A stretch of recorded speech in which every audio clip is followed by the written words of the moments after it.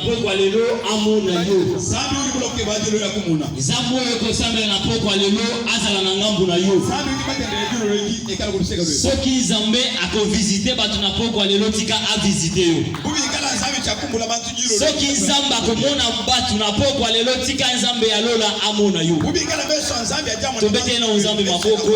Kumina Zambe bikashi. Nange tutanga Bible après tout vanda une fois. Notanga Exode chapitre 2. Nabandi na verset 1. Un homme de la maison de Lévi avait pris pour femme une fille de Lévi. Cette femme devint enceinte et enfanta un fils.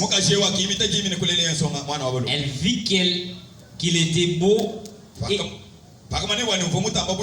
et elle le cacha pendant 3 mois. Ne pouvant plus le cacher, elle prit une caisse de jonc qu'elle endurcit de bitume et de bois. Elle mit l'enfant et le déposa parmi les roseaux sur le bord du fleuve.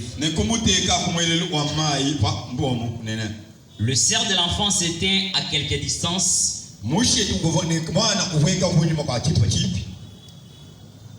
Pour savoir ce qui lui arrivait. La fille de Pharaon descendit au fleuve pour se baigner. Et ses compagnons se promenèrent le long du fleuve. Elle aperçut la caisse du milieu des roseaux. Et elle envoya sa servante pour la prendre. Elle ouvrit et vit l'enfant. C'était un petit garçon qui pleurait. Elle en eut pitié. Et elle dit, c'est un enfant des Hébreux. Alors la sœur de l'enfant dit à la fille de Pharaon, veux-tu que j'aille te chercher une nourrice parmi les femmes des Hébreux pour allaiter cet enfant? Va. Lui répondit la fille de Pharaon. Et la jeune fille alla chercher la mère de l'enfant. La fille de Pharaon lui dit, emporte cet enfant et allaite-le-moi. Je te donnerai ton salaire. La femme prit l'enfant et l'allaita. Quand il lui grandit, elle l'amena à la fille de Pharaon. Et il fit pour elle comme un fils. Elle lui donna le nom de Moïse. Car, dit-elle, je lui retirai des eaux. À ce temps-là, Moïse, devenu grand, s'est rendu vers ses frères et fit témoin de leurs pénibles travaux. Il vit un Égyptien qui frappait un Hébreu d'entre ses frères. Il regarda des côtés et d'autres. Il voyait qu'il n'y avait personne. Il tua l'Égyptien et le cacha dans le sable. Il sortit le jour suivant et voici 2 Hébreux se querellaient. Il dit à celui qui avait tort, pourquoi frappes-tu ton frère? Et cet homme répondit, qui t'a établi chef et juge sur nous? Penses-tu me tuer comme tu as tué l'Égyptien?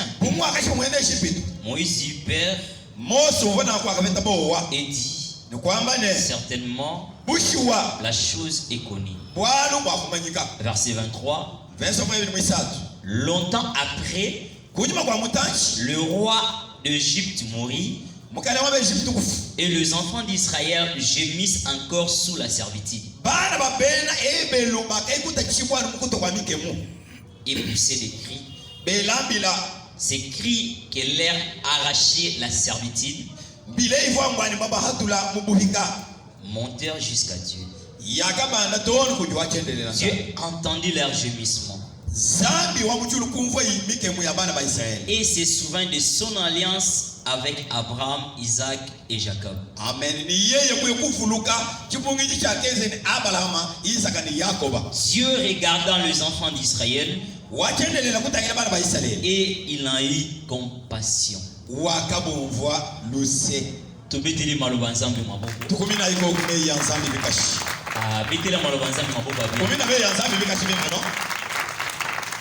Ungo découragé na kana ibandeli ko. Ukasuntekesha chili kutwachi. Sika Yesu Masia apambola yo. Itabuja Yesu Masia kubenesha. Apambola pe malobana ye. Na beneshe meyenda. Depuis dimanche passé, ngacho kuja lumi mukishala. Tozolobela. Tujitwa kuila. Car je veille sur ma parole pour l'exécuter. Fachenda bwalu chichamane bwalu bwani tebelele meya kwame kwa kumba. Na katikati ya semaine mungati mwalumi mwe. To avancer ki mukie. Tubaya kutonoka kakesi. Pe d'ici 14 ans. Les signes qui accompagnent l'accomplissement de la promesse. Alléluia. Amen. Donc pour la bande de vous allez quitter. Nous allons cimenter. Mais il a expliqué pour comprendre parce que temps ils ont manqué. Pour permettre un dingue bazo zo image. Moko ya bandeko to sala na bomba prière baza na Europe. Ba o chaque fois tout la bomba image ba matia na biso. Et tout ça ba prière ensemble na bango. Depuis ma rambe église bandi 8 ans ils ont moqué to sala ngo vraiment té. Ni baza je crois 3. Basenga ki toute la bango image matia. Yango lelo na permettre ba filmer matia lelo. Pour tout de la bango. Alléluia. Amen. Musala o tozo sala. Muchi wetu ifika twenza. Tusala muka na kana ngate. Kitu wezela mukana ngemuto. Izana bato ya Kinshasa. Ujibane beto bako essence. Bazo vivre na prière ya Asekanyo City. Bajibika la ngane moyo wajisabili ya Asekanyo City. Izana bato ya Europe. Ujibane beto bako Europe. Bazo vivre na prière ya Asekanyo City. Bajibika la ngane moyo wajisabili ya Asekanyo City chimenga chiba. Est-ce que tu comprends? Même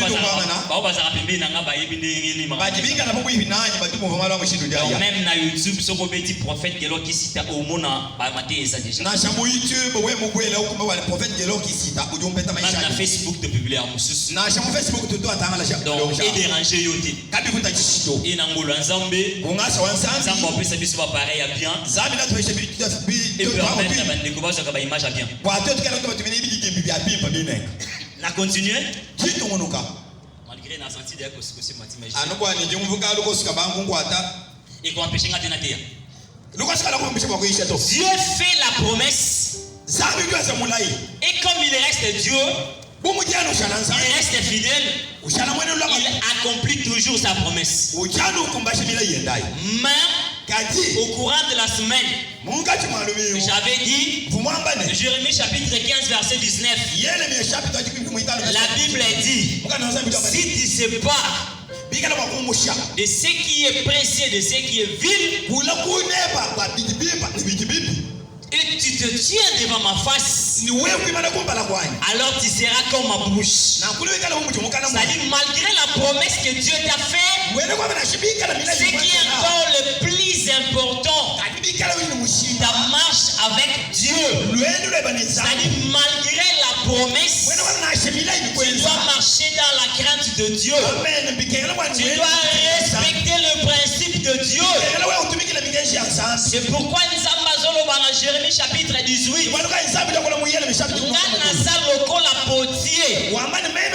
Potier azana makoki ya kosala eloko nyonso alingi na argile na ye. ngape zambe nazala makoki ya kosala oyo nyonso na lingi likolo ya Israel. Nga nzambe soki nazwi décision ya malamu contre libota moko eke libota wana basali mabe, naza na pouvoir ya kotika malamu nakanaki mpo na bango mpe na punir bango. Ngape zambe naza na makoki ke na bandaki kopinir libota moko soki base repentir bazongi epa na nga zambe. Ngape zambe na kochange décision na kolongola pasi oyo natiaki bango mpe nasali bango bolamu na yango wana biso nyonso ata tozoya eglize ata nazoteya ata nazomodere ata nazoyemba cela ezotindikanga te nasala masumu paske pendake naosala masumu nzambe aza na poshe na nga te. Nzambe akoki kotika yo a n'importe quel moment soki obangi ye te. Nzambe akoki kotika yo a n'importe quelle circonstance soki otosi baprincipe na ye te. Memba oyo nyonso batosaka nzambe, nzambe atambolaka na bango elongo. Alléluia. Amen. La ligne a évolué. On est allé à semaine. Également, tu as commis déjà des cicatrices au bas. Tout accomplissement de la prophétie ou de la promesse est toujours accompagné de signes. Aussi Matthieu chapitre 24, on va lire verset 1 aux autres. Yesu nde azoloba, badisciple bazotunaye. Olobi ke un jour okozonga na kibokonzi na yo. Mais makambo ngo kosala matangu nini? Yesu azoyebisa bango. Tangu bokomona basini bagere ekomi ebele. Vita ya kule ya buni. Mboka o na mboka o bazobunda. Bosala attention. Parce que même na tawana batebele bakoya na kombo na nga va séduire binote. Et tangu bokomona makambo wana esalami oyebake la fin de temps est proche. Il n'a pas donné la date fixe, mais il a donné les signes qui accompagnent l'accomplissement de la promesse. C'est pourquoi j'avais dit toute promesse faite par Dieu avant l'accomplissement, il y a d'abord des signes qui précèdent l'accomplissement. Alors ces signes-là, c'est pourquoi on appelle ça qui exemple. Même avant Moulebeta, et ça n'a tout mon côté ayebara ke Moule Kobek. Avant ça la yo promesse, et ça n'a tout mon côté. Oyo ayebaka, et ça n'a pas ça promesse. Parce que on est en souveraineté ensemble. Et ça domaine privé ensemble. Mais quand vous avez asali yo promesse, la promesse a un début et un fin. Alléluia. Amen.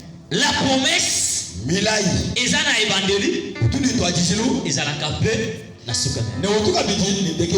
Sukane yango tuzubenga accomplissement. Maintenant,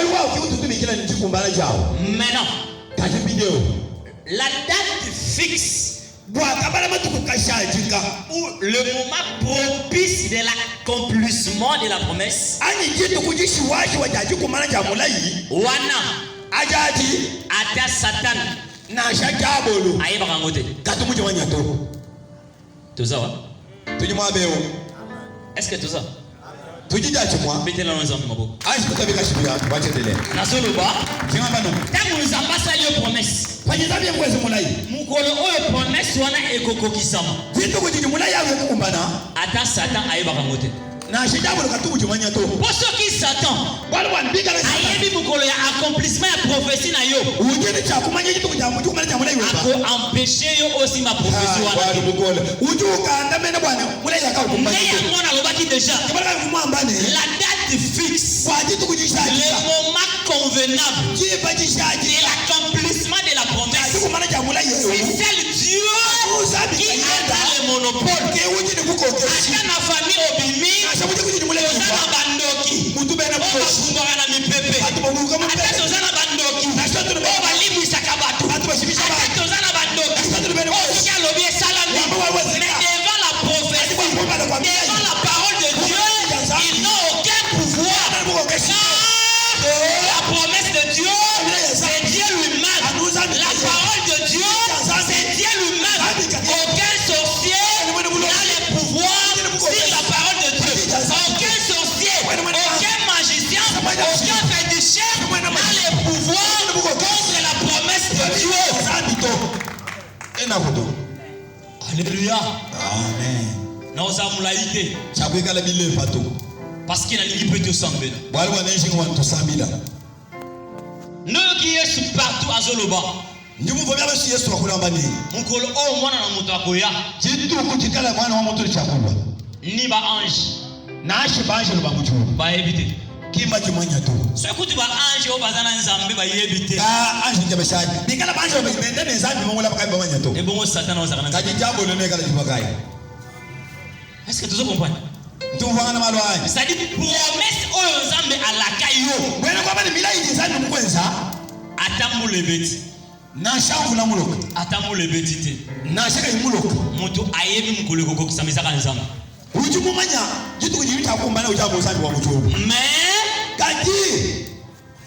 avant si quoi promesse est kokisam. Awa siko bana boyoka bien. Avant promesse et bano salama. Zambe atinda kaba signe eya avant. La semaine n'a pas ça qui exemple mbula. Na lobaki déjà. Même quoi mbane. Nikoleza kolinda. Malgré ya biso le lezo mona la claire. Spirituellement. Nikolo déjà. C'est-à-dire le ciel annonce la pluie. Alléluia. La pluie c'est comme la promesse de Dieu.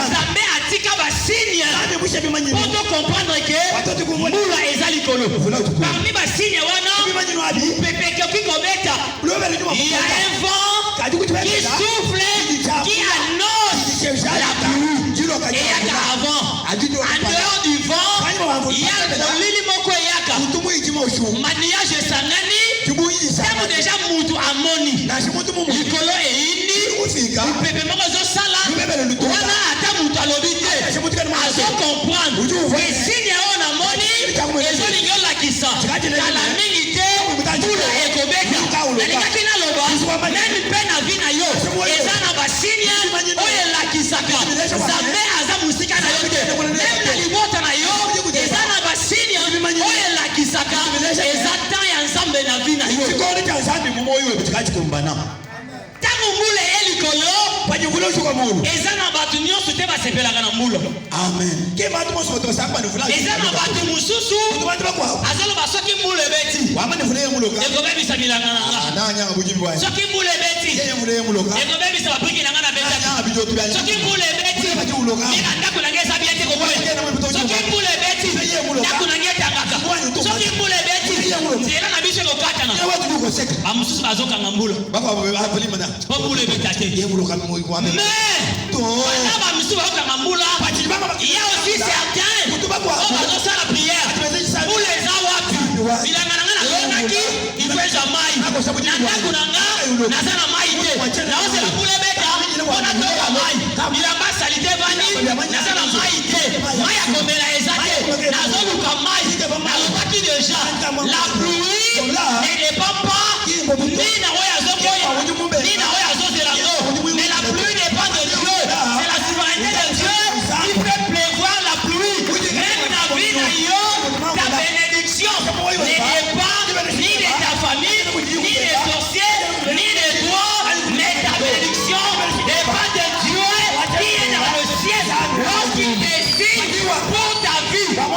Mutu akopekisa ya zate. Kako eno ulimo kukata meneto.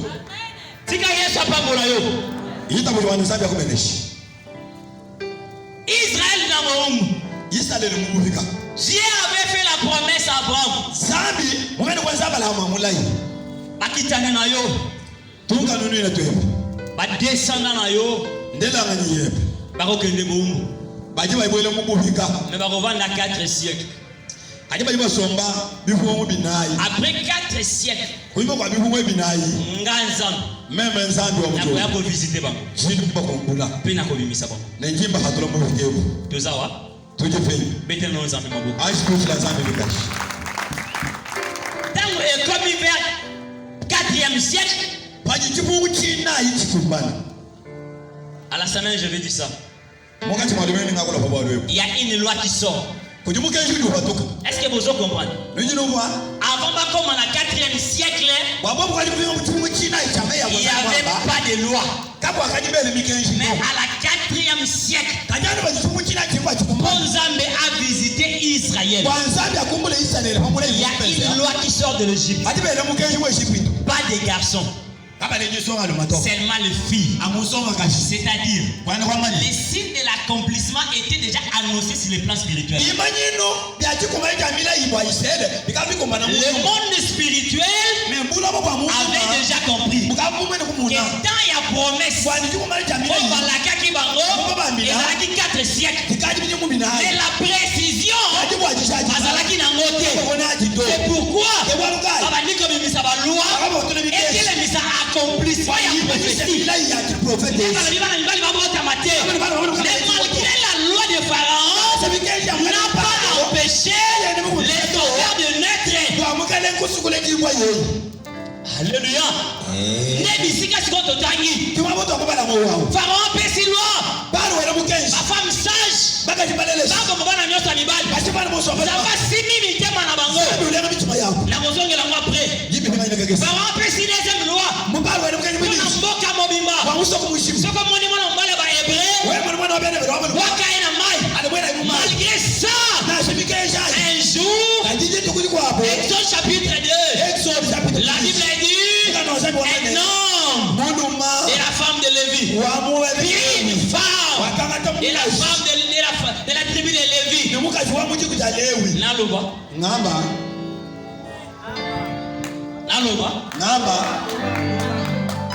Lévi.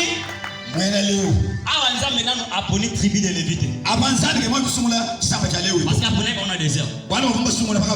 Mais j'aime la Bible. Dieu a besoin de faire sortir un sauveur.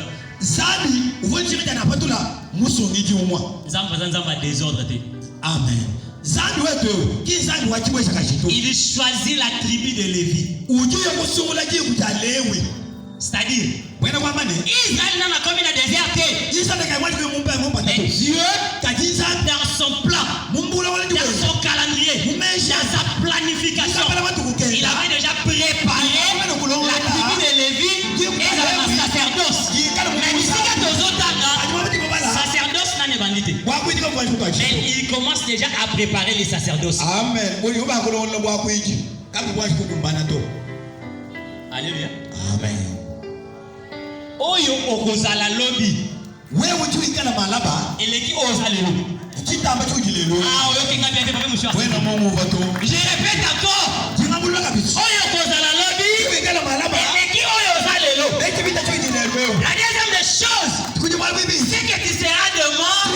C'est seul Dieu qui le sait. Personne ne le sait. Personne ne le sait. Oyo okozala lobi. Zambe kaka. Et puis oyo kozala lobi. Zamba zo prépare ngo déjà lelo. Lelo ozo mona ngo lelo lelo kote. Les termes comme alobi. Oloba. Aya mwana ko. Zamba linga Moïse. Abo kama na famille ba lelo. Parce que yaba koma na désert. Aloba. Nzambe. Baba lelo. Alobi. Tribu de Lévi. Et comme Yangai. Mais avant il avait déjà préparé une chose. La semaine bien. Un homme de la tribu de Lévi prend une femme Jude. Wa muji kuja Lewi. La femme a commis dans zemi. Mukaji kuimita jini. Aboti mwana. Wakulela mwana Il wabalo. vit que les garçons étaient beaux. Pakata ile bwana ani wabaluma mujimu impo. Nenga na yebi sakabatu. Kemo to ngabila bantu de. Ata même la prière na yo. Na chama chisabele jeba. Yebi sanzam. Abila zambi ne. Naza la kitoko. Ngekale muimpo ko pala. Oyo kinga bien te. Ni bango bimi bai. Ka. Bible komi. Kake mna komi. Kime mujimu aba. Et dans la Bible, t'as pas la Bible. Baba la mwabe bala mukadi. La femme vit que l'enfant était beau. Paka mwana mukaji mwana ni muimpo mutamba. Yo poza na zemo do sambelo yo sinzana mwana na ngata ngoma azala kitoko. Wewe baji ni jimi bila zambi ne. Sai bwana nenda kala kala kabla kikala kipi. Kinga pita kwa wala na kota bana kitoko. Mema baji isera nenda bana baba. David était beau. David wakati muimpo. Joseph était beau. Joseph kana mwana mtu wake. Kaka ngaje na zala vile Ana mema ingana mobi. Est-ce que nous avons ça? Mais c'est ça non? Ata maman zao yebisanza menaza la belle. Na shwe yayo mwabe abila zabi zabi mwenye ngezi bya chikwa chini. Kwani ngata bibi mwana sumwa kitoko teka avu na kangai. Na shwe mwana mwoto kama ni mwana mkazimunta mwana. Na Bible dit Rebecca était belle de taille de vie. Amen. Mwana zabi jwa bane. Leba wakati mwimbo mutamba mwana buleya kutimfwani. Bonga mwana komeka. Mema ni mufunda bya. Ngata. Oto ukaweze bya to. Kimema to. Uvu mwimbo mutambaleya kutimfwani. Zamba persona kitoko. Zamba wewe mwimbo. Obo tabana kitoko. Leba bana bimba. Bana no baza la kitoko. Bana no baza la préférence. Na kuna yo. Bana ya kitoko kwa bota. Ya mayele ba bota. Oyo zambako pambula. Na avancer. Mobali ya famille ya Lévi. Moi ya famille père ba Lévi. Dieu savait. Le kula nazana posa. Oya kobimo. Azala o na kosala ni musala. Il faut abima pe na tribu oyo eko appartenir na nganzambe. Si les autres appartiennent à leur famille, nous nous appartenons à Jésus-Christ. Si dans ma famille, il y a des gens oh baza babena kingani babena ndemba nous sommes de Jésus. Oh na famille na biso biso toza bangala ngana za ya Jésus. Est-ce que vous comprenez là? Pendant que les autres appartenir à la famille, toi tu n'appartiens pas à ta famille, mais tu appartiens à Jésus-Christ. C'est pourquoi Yesu Masia a permis à Yoye Baye, quelles que soient les réalités, à même la présence n'a pas été, parce que lui appartient. Il dit dans la Bible, je connais mes brebis. Et mes brebis me connaissent. Na évolué. Maman boti mwana. Mwana za kitoko. Alibina mabaka yeke. Quel que soit loi et ça, mwana nanga akokufa. Na ningaki na loba. Lorsque la promesse et s'accomplit, même les capacités ne viendront pas de toi. Même le comportement au affiché, même le langage au côté, lorsque la promesse est comme une porte na yo, atabakani porte na kadena, zambana na posa clété, akokoti sa promesse, parce qu'il y a na posa asa le logo. Lorsque la promesse est comme il bozo le peuple la vino, atababengana yo, et bozela yo ne bazela ki la vie, jusqu'à ce que yo kokota, les promesses kota. Lorsque la promesse, atabatini yo la prison, et comme il a ma promesse, et pour la prison, les la taki Joseph, parce que ça t'a la promesse, il a le banavina yo, prophète Jacques, tika batu baloba, tika batu bafinga, tika batu batuka, akoka la promesse à zambete, akoka la prophétie à zambete, parce que nous dit, soki eza musala ya batu, ekufa, soki eza musala ya zambete, la prophétie va s'accomplir, libanda oyo ekotonda.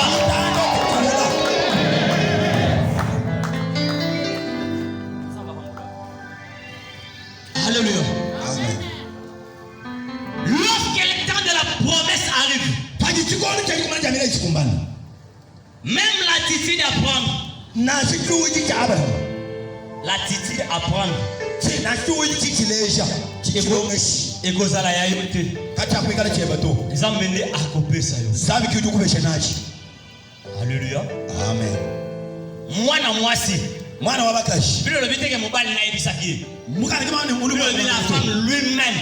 Anomuka shikayenda Alobi. ujwamba ne Mwana nanga.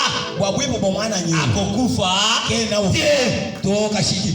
Tozaba umbu na mboka bapaya. Tujiba fika mumuso kwa mwe. Oya pesa kilwa eza wana bango. Wake na mugeshe fumu wa mbo. Oya nga mwana. Kajiwaji mwana yo. Akokufa. Wanye. Oye goya. Kaya. Seka. Yupe na vina yo. Niwewe moyo. Oyo nzambe si apesi yo. Nzambe ni Mutu moko te aboto la yo. Na vina yo. Oyo nzambe sabe mina libota yo. Mutu moko te arraché ya so. Ata zo menacer yo. Ata yena ndoto. Quelque chose va pratique. Ata maladie. Ata ma complication. Pour l'acheter. Oyo nzambe sapesi yo. Moi c'est boyi. Mukaji wakabenga. Bandaki aboyi. Bakaji mubenga. Nzambe pa koti makambo. Nezandi kwelele mu malwa. Nzambe atambola na ba perete. Zandi katwene ne bene bo woto. Nzambe atambola na ba perete. Zandi katwese ne batu ba bo woto. Ndeze ni sa Jérémie. Tuda ne yele biyene. Soki obaki. We mukina. Ganza mena ko baki so lisu makasi. Meme ndi kuchimisha bibikoni. Mais Kaji. ne les crains point. Kuba chinyito. Moi-même, Meme kaya. je serai avec toi. Ningi kala ne. Je te délivrerai. Ni kuhikula. Ils te feront la guerre. Bakulisha vita. Mais te vaincront jamais. Bakukuchinduna to. Alléluia. Amen. Maman boko boa mwana. Baba ubenga bakwema shimwana. Abomi mwana pendant 3 mois. Wakula mwana mundu isatu. Na tuna ka batu question. Ntungela bantu lukongo ne. Mwana nyonso Mwana yonso. alela. Utu ajila mwaji pachimba musoboka. Mama ya Moïse. Mama ndi wa Mose. Bato bamona ki azalaki na zemi. Bantu bakamuna mukale njimi. Après kobota. Kuima kwa mene kulele. Bato batunaki ete ke mwana na ochaki wapi. Ngebe shila yabo. Bantu bakamela kulukongo ka jimi tu wakati. Obotaki mwana mobali to mwana mwasi. Ujibulele mwana kai. Est-ce que tu comprends? Tumvana nani? Est-ce que ata mutu moko tatunaka ye? Kakwenda kumutu tumwebe sheto. Botaka boma mwana ndako. Kana jimusa kwa mwana Mose. Bana 3 mois. Ngondo isatu ayi. Kama mwana olela mwana tunaka mutu te. Bavo mwana kwa Okay, mama na olela. Oh mama kama Mwana olela kaya ya lingi. mwana ukuje kujiba jimusa. Soya mwana wana olela. Bija mwana kabuji. Bato bana ko yoka. Bantu bobu vanyi. Tu bana yoka. Aji kama bobu foto. Est-ce que tu comprends? Tumvana nasi. Parce que mwana ko olela na butu. Bana mwana ujima kujia muda mwabudu. Eh bato nyonso balali. Bato nyonso balali. Mwana bakele kute kene musika Mwana makasi. bama bia je. Na moi ba makele ba musika yoka te. Mumonya baba bantu kabene mwabudu. Mena butu siko. Ati babudu kwa jekutalana. Mwana wana olela te. Ujana je. Mtu sema mwana mujilego. Mwana wana olela. Mwana uvutile. Est-ce que tu comprends? Novangana. Mwana pa wana osala o nyonso bibi basala. Mwana uweze mwana osoto bana batikete benzao. À la seule différence. Kajalu kishilangana. Comme lui Bungu yeye. était le signe de l'accomplissement de la prophétie. Amen uvuchi manyinu chachu kumana chamila yi. Il y avait une couverture spirituelle sur lui. Kwa kaji chikutu chakaji chimuku yi. Soki mwana ya voisin fala kufa, Pikala mwana wa mwana utuma sokufwa. lui il n'a pas la promesse. Yeye kavona mula yito. Ah, bozawa te. Na wazo sa mikoto sambela na moni. Bone kwa shinga. Nani kabo salama. Jimusa kala. Na lobi boy. Tinga manu. Mama ya Moïse aboti. Mama ndo Mose mulele. Mama ba voisin pe aboti. Mwana mtu mbele mulele. Ba monyo so aboti bana mibali. Koso mulele bana mulele. Mais ya mama ba voisin. Kaji mama mwe ndo mwana mtu. Babomi mwana na ye. Babwaki ye na mai. Bakumwele mu mai. Pourquoi babomi ye? Bati bakumshika. Pourquoi babwaki ye na mai? Bati bakumwele mu mai. Parce que na liste Bana bamuji beshi. ya mutu. Ya muntu. Oyo fallait à libérer Israël. Bana kama tu Israel. Kombo na ye. Jina jamana. Exacte. Kaja kaji kuto. Kibala vike la foi. Est-ce que tout ça? Tuyuma be aussi. Mwana ya voisin fallait kufa na ye. Kwa mwana wa mtu vike la foi. Pourquoi? Ngwachi. Parce que la promesse Bana wa mumila ne yi. lui concerne pas. Kakaji mu muto. Mais Kaji. moi Bwa mema. et toi, Wewa. nous avons une promesse. Kujiri mulayi. Nous avons une promesse. Kujiri mulayi. Moi et toi, Wewa ni mema. nous avons une promesse. Kujiri mulayi. Oyo mutu moko te akoki koefasa mona vi na yo ata bakweyisi mire okokufa te parce qu'il y a une couverture spirituelle sur toi parce qu'il y a toi il y a une promesse oyo nano ekokisami te ata bitumba etelemi etelema na nord etelema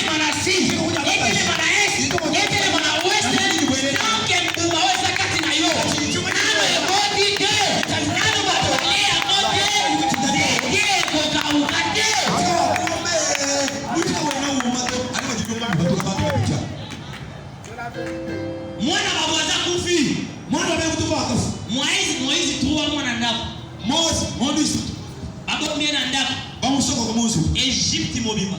Égypte moshi. Mutu mongo te. Kako yimoto shiwulu la. Azo comprendre que mwana mwa mbala sana ndako. Ba kwa mani musu wewe mutu mwana. Soki nzambe. Ubi kala nzambe. Ali asala eloko na bina yo. Yeye musu kwanza kwa moyo ba. Ata bacheyo au milieu et sorcier de ta famille. Vraiment. Na shaka kwenda mukati mwa baloshi bosu tumuchi kujenwa. Bazolo ka famille mobimba. Mwana kwa mjiwe njiwe ya baloshi bato mnene bakotani. Mais na tour na yo. Wa muchi kwa wewe. Atozo no mwana mukie. Na chuchi mwana mukie. Kindo kina bango. Pale ya wo. Iza na pouvoir de likolo na yo. Kaya ndio kwa wewe wato. Soki nzambe aza na promesse na yo. Ubi kala nzambe milele. Ata bizigo salaka. Na sababu tu watu Batu nyonso baza bato bakisi. batu mosu mbele mama. Batu nyonso baza na kindo kina bango. Batu fanyili buloshi. Akodomine bato mususu. Yo bakodomine yo te.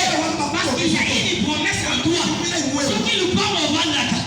Soki kianze ovandaka. Spirituellement, ezokonzama. Na mwana mulili. Mais pas toi. Même Israël azalaki na Goshen. Andake molili. Ezalaki na Égypte mobimba. Na Goshen, il y avait la lumière. Parce qu'il y avait la promesse à Goshen. Mulai, mugeka mugeka mutema, mulai ukumugeka, kawo tuwiri dishato. Mutu intimide yo te. Moto usaki jito. Mama boko boka mwana. Mama jabi. Abomi 3 mois. Mulai matu wasatu. Mais puis mwana azokola. Muchikolo cho mwana wende ukolo. Yo ka kalikili ensemble. Adi mumeka miyansandi. Pharaon était tellement puissant. Palo koni makanda boy. Et le monde entier est venu au fou comme les Pharaon. Ne bula babuje muku kuila palo. Il y avait personne à ce temps-là. Kamu mutu muchikondo achi. Ouais, pour qu'on rivaliser Pharaon. Uvuma kwa kutaila palo mumpala. Donc il était numéro 1 dans le monde de la roi. Wadi mutu wa kumujilo fumune na. Maintenant, c'est lui qui va faire face contre Pharaon. E ujo kutaila pala ne palo. Soka koli na ndako babola. Buye yimukola muchiko ya babela. Aobanga Pharaon. Uvuni tako china palo. Un jour akolenga. Uvuni tako sakala. Nena kwa meme na ndako na yo. Na shika bimuso weba. Omoni mwana na yo bozakani na ndako. Utu mwana utu nende konso kwao. Na mwana ba voisin. Ni mwana wabene mutumba. Mwana ba voisin abanga ko makasi ke mwana na yo. Mwana wabene mutumba kuchina mwana. Mwana na ko matelo na pantalon. Mwana kutumba pantalon. Ako ozoli azo matela yo. Azo sotele yo. Atolali akweli yo ndaka. Mwana ba voisin. Moya ya ko sakana na yo. Est-ce que tu comprends? Amen. C'est-à-dire qu'il déjà ensemble. Il fallait. C'est lui qui va faire agenouiller Pharaon. À découvrir toute la force de Pharaon. Amen. La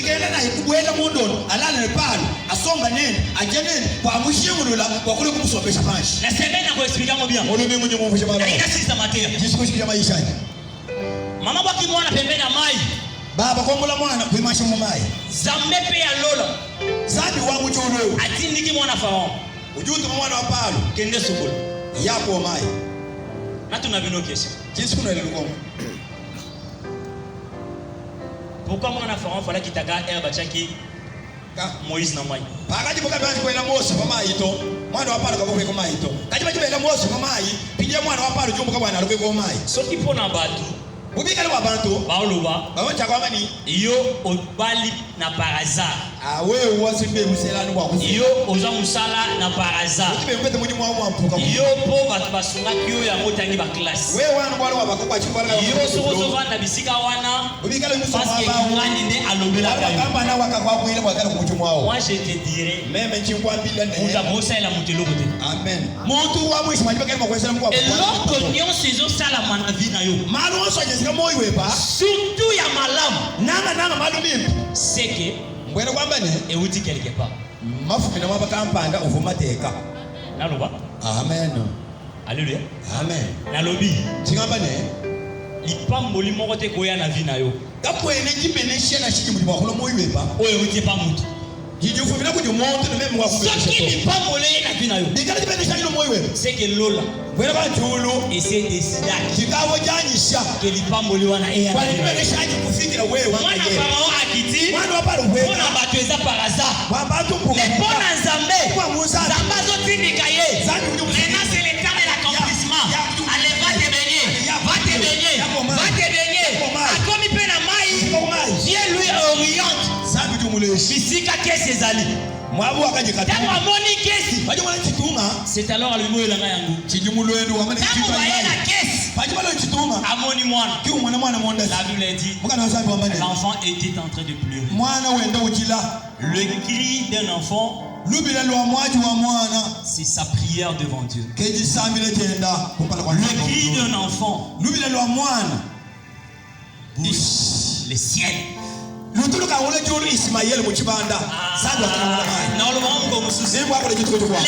d'un enfant sauve toute une nation. Le cri d'un enfant peut ouvrir la porte que son père n'a pas ouverte. Le cri d'un enfant peut faire entrer sa mère dans la palais royale. Amen. Maman ya Moïse a canadé un jour. Azala pembeni ya fille ya Pharaon. Les cris de son enfant. Et poussier pembeni ya mwana Pharaon. L'enfant que je parle, ce n'est pas ton enfant. Je parle de Jésus-Christ. Lorsque Jésus-Christ dit quelque chose, Adam exécuté. Il y a discuté mwana Pharaon égyptien. Moïse. Dieu lui a imposé.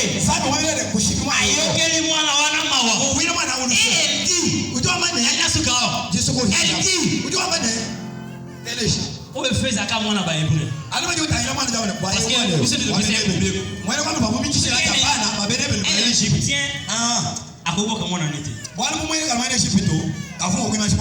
Atalipe mwana za kitoko utayina mwana mwe pipikolo mana yo kashe kwa sala ajo kwa pije kina ijeba mwenze ya Moïse azebisa ya yendo wabo si wambele ne olimina lukira yo mutumo kwa abokala mwana mweka na mwe mwana huyu buja za sente donc mukebela ulima kwa mwishi mwana ewa ke lukilanga wama tonda kwa kebela mwana ulima kwa mwishi mwana ewa est-ce que tu comprends tini mumba manasi question wana sola ndiamo bien kongolo mundu vumimpa ya Moïse awatuna mwana ya Pharaon ya yendo wa Mose ujobe mwana palo ne kebela mulima kwa mwishi mwana ewa joka ayibisekwe ujomo mbele no olingina kende kolukila o mama na ye ujoka na ikukebela mwenda ani est-ce que vous comprenez non voit azotunete lakini olukilo mwasi akokola ye kene umabele kumukebela mukashi ujimo akola kwa mwishi mwana to azaba na ye olingina kende kolukila yo mama na ye ujiwa mane bikena ikukebela mwende wawane wani alléluia amen mais est-ce que na mato ya mwana Pharaon ko takite mom bwa macha mwana wa palo jana mwana kifu yaendo mwasi mwambela kabi mbwela to Yesu kazo pese réponse bidebe ndi mwambela kende kolukila nga mwasi moko amelisaka ye yabo ngebela mukashi ujimo kwa mwishi mwana yo ngana ko banda ko futa ye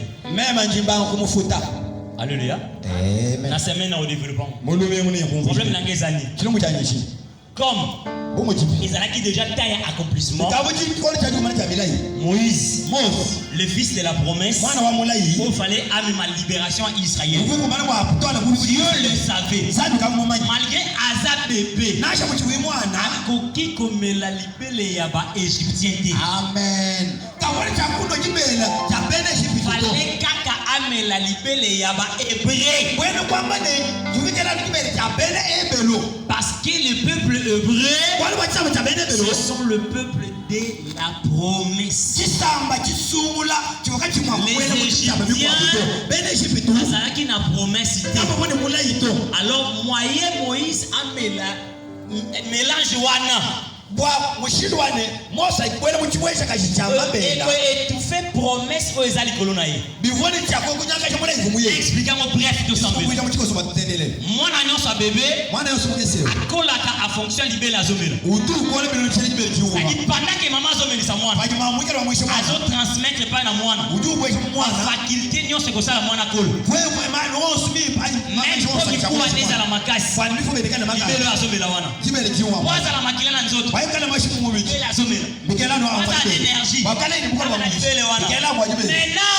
il y a une chose.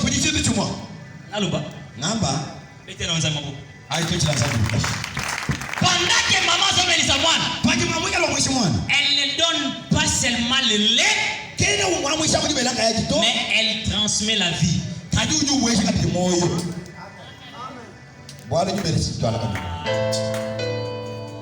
Vous avez dit le mot cassé. Oui, je peux. Dans la Bible. Maman Nios. Maman Nios. Dans la zone de Samon à Libelle. Pas du tout, moi je m'en ai dit. Azopé sa caca Libelle était. Mais elle transmet toute une vie.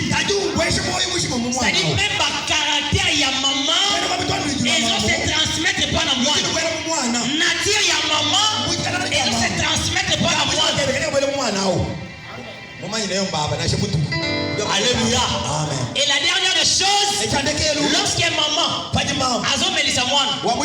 elle transmet l'affection. Ne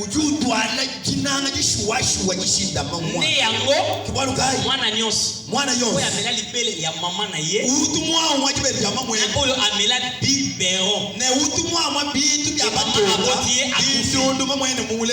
bakolaka ndenge moko te bazaka na mentalité ndenge moko te ata boyebisi ye teke mama nakufa azalaka brutal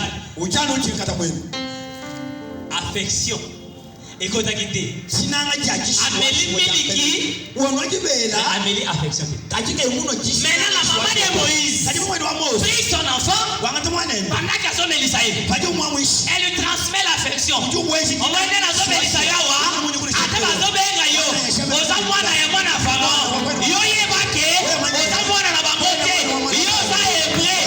Après un jour ozomona bandeko na yo yo nde bozaboye atozovanda ata Pharaon